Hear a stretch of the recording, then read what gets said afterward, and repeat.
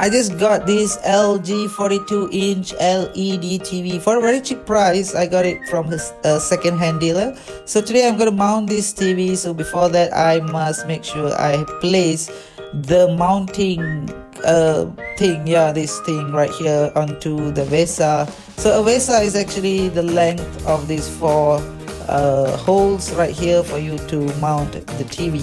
Alright, so this is a LG TV. So this has a 200 millimeter VESA, millimeter. And then you will need all these washers, the screw, and a screwdriver. Of course, if you have an electric screwdriver, you could use that. So first place the washers underneath.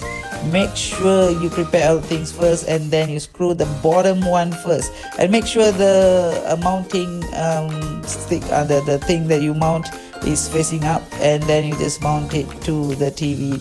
And do it exactly the same for the second one. Make sure you have all the washers ready, and you could just screw the thing in just like that. All right, it's very easy actually. You can do it yourself.